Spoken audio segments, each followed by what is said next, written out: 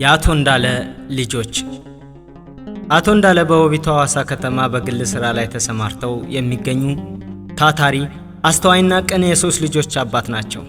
የአቶ እንዳለ ልጆች ማዕረግ፣ ባርኮትና ዮናስ በመባል ይጠራሉ። እናም አቶ እንዳለ ልጆቻቸውም በትምህርት፣ በስነ ምግባር፣ በአካል ብቃትና በማህበራዊ ህይወታቸው ብቁ እንዲሆኑ ስለሚፈልጉ ሁል ጊዜ ልጆቻቸውን ይከታተላሉ። የተሻለ ትምህርት እንዲማሩ ይጥራሉ። በቤት ውስጥም ጥናታቸውን በደንብ ይከታተሏቸዋል። በአጠቃላይ ልጆቻቸውን ይደግፋሉ። ከዚህ አንጻር አቶ እንዳለ ከዕለታት አንዱ ቀን ልጆቼ ምን ያህል ታዛዥ ናቸው፣ እንዲሁም የትኩረት መጠናቸውን ምን ያህል ነው የሚለውን ለማወቅ በቂ ዝግጅት በማድረግ ልጆቻቸውን መፈተን ፈለጉ። ለፈተናቸውም ይሆን ዘንድ አይጦችን በመሰብሰብ ለወራት አሰለጠኑ። ከዚያም ልጆቻቸውን ሰብስበው መመሪያ መስጠት ጀመሩ። ልጆቼ አሁን እኔ ሥራ ልሄድ ነው፣ ቤቱን አደራ። ነገር ግን ወደምትመለከቱት የአይጦቹ ጉድጓድ ትላንት ያስወጣዋቸው አይጦች እንዳይገቡ ተመልከቱ። ወደ ጉድጓዱ የገቡም አይጦች ካሉ ግን ስንት አይጦች እንደገቡ በትክክል እንድትቆጥሩልኝ እፈልጋለሁ። በመሆኑም በትኩረት ጠብቋቸው፣ ከትዕዛዜ ውጪ አንዳችም ነገር እንዳታደርጉ ብለው ትዕዛዝ አስቀምጠው ወደ ሥራ ሄዱ። ከዚህ በኋላ ባርኮት የአባቱን ትዕዛዝ በመቀበል ቁጭ ብሎ አይጥ ወደ ጉድጓድ ገባ አልገባ ብሎ ይጠብቅ ጀመረ።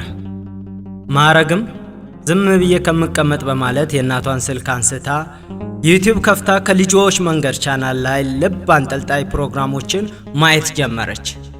ዮናስም ኳስ በማምጣት እየተጫወተ የአባቱን ትዕዛዝ መፈጸም ጀመረ። አልፎ አልፎ ኳሱን እያቆመ አይጥ ገባ አልገባ የሚለውን ይከታተል ነበር። ከዚህ ሁሉ ቆይታ መሃል ግን አልፎ አልፎ አቶ እንዳለ ያሰለጠናቸውን አይጦች ከግቢ ውጪ በመሆን ወደ ቤት ይልካቸው ነበር። ከቆይታም በኋላ አቶ እንዳለ የግቢውን በር አንኳኩ። በዚህ ጊዜ ሁሉም ልጆች አባታችን መጣ በማለት በተጠንቀቅ ቁጭ አሉ። ከቆይታ በኋላ እንደምን አረፈዳችሁ ልጆቼ በማለት ወደ ቤት አቶ እንዳለ ገባ። ልጆቹን በመነሳት እየዘለሉ አቀፉት። በመቀጠልም ውሏችሁ እንዴት ነው አላቸው። ሁሉም በአንድነት ውላችን ሰላም ነው አባታችን አሉ። በመቀጠል ዛሬ የሰጠኋችሁን አደራ እንደምን አደረጋችሁ? ቤቱን በደንብ ጠበቃችሁ ብሎ ጠየቃቸው። አዎ በሚገባ ሐሳባችንን ሰብስበን ትዕዛዝን ፈጽመናል አባታችን በማለት ማዕረግ ተናገረች። መልካም፣ ስለዚህ አይጥ ወደ ቤት ሲገባ አይታችኋል በማለት ጠየቃቸው። ሁሉም በጋራ አዎ አባታችን አሉ። እና እስኪ ምን ያህል አይጦች ወደ ጉድጓድ እንደገቡ ብትነግሩኝ ብሎ ጠየቃቸው። ማዕረግም አባቴ እኔ 4 አይጦች ወደ ጉድጓድ በተለያዩ ጊዜ ሲገቡ አይቻለሁ አለች። ባርኮት በመቀጠል እኔ ግን ስቆጥር ያየው 6 አይጦች ናቸው አለ። ዮናስ ደግሞ እኔ ግን የቆጠርኩት 2 አይጦች ብቻ ናቸው በማለት መለሰ። በዚህ ጊዜ አቶ እንዳለ በልጆቻቸው ምላሽ በማዘን አንገታቸውን ደፉ። በመቀጠልም ግን ልጆቼ እኔ ጠየቅኳችሁ አንድ ጥያቄ ቢሆንም መልሳችሁ ግን 3 ሆነ። ይህ እንዴት ሊሆን ቻለ? ይህ የሚያሳየው የተሰጣችሁን ኃላፊነትና አደራ ሁላችሁም በቁርጠኝነት በትኩረት አለመስራታችሁን ነው። ልጆቼ እናንተ እንዳሰባችሁት አይደለም። አይጦቹን ወደ ቤት ስልካቸው የነበርኩት እኔ ነኝ። በዚህ መሰረት ወደ ጉድጓድ የገቡት ባርኮት እንዳለው 6 አይጦች ብቻ ናቸው።